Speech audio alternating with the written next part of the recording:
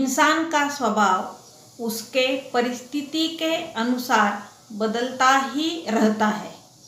अपने इरादों पर वह हमेशा टिक नहीं सकता।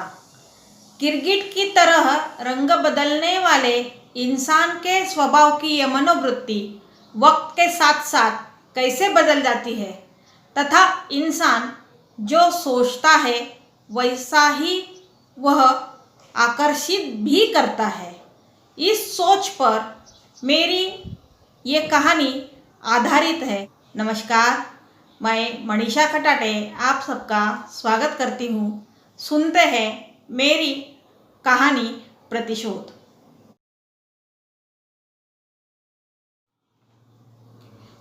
प्रतिशोध।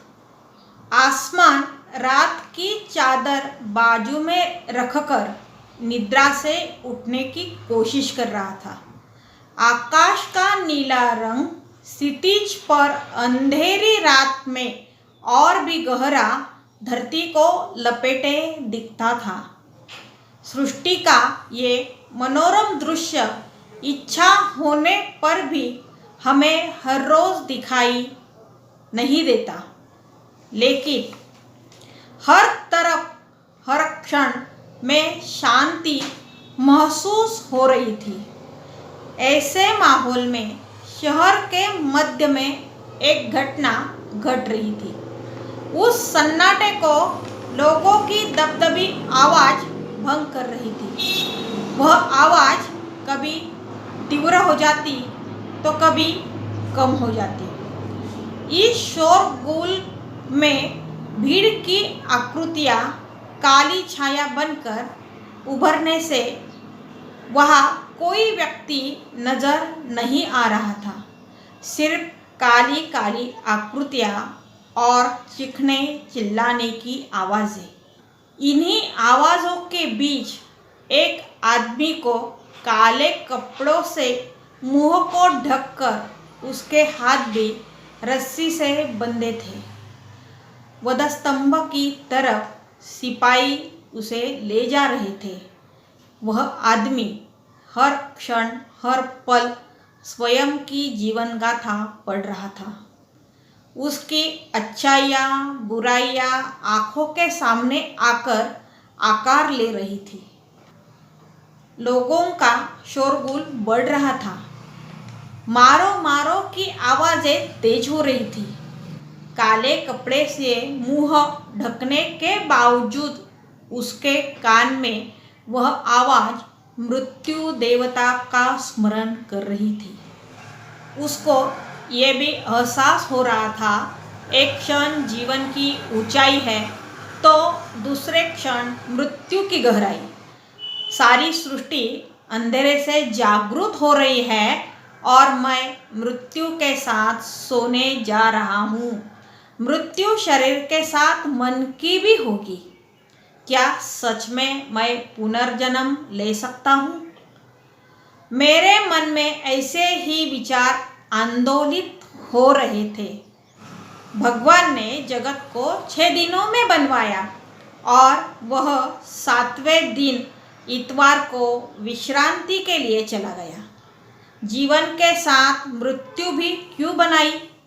अगर किसी की मृत्यु ही नहीं होती तो यह संसार कैसे दिखता?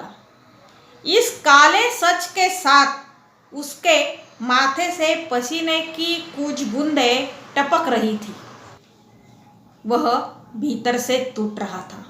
उसकी अंतर चेतना उत्कटता से चीख उठी, मानो उसका सिर शरीर से अलग हो रहा हो। तभी वह अचानक नींद से जाग गया। माथे पर पसीना देखकर वह भी थोड़ा अचंभित हो गया। वह पूरी तरह से जाग गया, लेकिन फिर भी उसका मन सपने में घटित हुई एक एक घटना को याद कर रहा था। बहुत देर तक उसकी आंखें छत की तरफ देखते हुए सपने को भूलने की कोशिश कर रही थी। सपनों ने उसे जकड़ कर रख दिया था। बिस्तर की हाथों ने उसे कसकर पकड़ा हो और वह जी जान से उसे छुटकारा पाने की कोशिश कर रहा था, लेकिन उसने खुद को असफल पाया। बहुत देर तक यह सिलसिला जारी रहा। उसने राहत की सांस भर ली और उसे हल्कापन भी महसूस हो रहा था। यह कहानी एक मानस चेतना की कहानी होने के कारण यहाँ पर पात्र का कोई नाम नहीं दिया है। यह कथा एक मनुष्यता की धरोहर है। मनुष्य स्वभाव का आभास इससे होता है, ऐसे हम समझ सकते हैं। भावना और विचारों की तरंगे कहीं न कहीं एक दूसरे से टकरा रही थी। सपने का प्रभाव इतना गहरा छाया रहा कि दिन भर मैं उस छायाओं से बाहर नहीं आ सका। शाम को भी मैं सपने को भूलने के लिए प्रयास कर रहा था, परंतु रात के 10 बजे तक मैं उसके साथ इधर उधर भटक रहा। मृत्यु के क्षण ने मुझे या मेरे मन को विक्षिप्त कर दिया था। रात के 10 बज रहे थे। रोज की तरह मैं घूमने के लिए बाहर गया। रास्ता सुनसान था। मेरे अलावा 1-2 लोग मुझे साथ दे रहे थे। टहलते समय उस रात में उसका कोई पीछा कर रहा है ऐसा उसे आभास होता था, लेकिन वह टालता गया कि शायद मेरे ही मन का भ्रम हो या मेरे मन की अत्यवस्था के कारण ये हो रहा है। वह अन्यमनस्क अवस्था में घूम रहा था। तभी अचानक किसी अज्ञात व्यक्ति ने पीछे से आकर गर्दन पर चाकू से 2-4 वार कर दिए। उसी क्षण उसकी मृत्यु हो गई। आत्मा शरीर के बाहर आने के अंतिम क्षण में उसके मन में यह विचार आया कि मैंने शायद मृत्यु को अपनी ओर आकर्षित किया। उसकी आत्मा यमदेवता, जो मृत्यु के देवता है, उनके दरबार में पहुंच गई। यमदूतों ने उसको यमदेव के सामने पेश किया और उसके जिंदगी का लेखा जोखा पढ़ने लगे। उसके कर्म के आधार पर शिक्षा तय होनी थी। उसके पहले वह यमदेव के पैरों में गिड़गिड़ाया। उसने विनती की, मेरी मृत्यु एक अपघात है। मैंने तो सही अर्थों में जीवन समझा ही नहीं। मैंने जीवन सही मायने में जिया ही नहीं और मेरी मृत्यु हो गई। जीवन में बहुत कुछ करना रह गया। भगवान ने इतनी सुंदर सृष्टि बनाई, परंतु दूसरों की मैं निंदा ही करता रहा। वह झरने, हिमालय के सुंदर पर्वत देखने भी नसीब नहीं हुए और मेरी मृत्यु हो गई। वह एक सुंदर स्त्री थी। उससे प्रेम प्रकट करना था। कई मौके आए, परंतु मैं लज्जावश कुछ बोल नहीं पाया। वह मेरी राह देखती रही, लेकिन मेरी मृत्यु हो गई। 2 आंसू टपक गए माँ की याद में। कई इच्छाएं अधूरी रह गई। सपने बिखर गए दरवाजे के बाहर ही। ममता की गोद सूनी हो गई। मृत्यु ने माँ से अलग कर दिया। आकाश को झुकाने की थी इच्छा मेरी।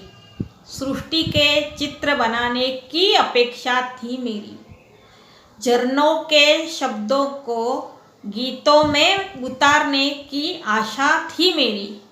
झरनों के शब्दों को गीतों में उतारने की आशा थी मेरी, मगर सब वैसा ही रह गया।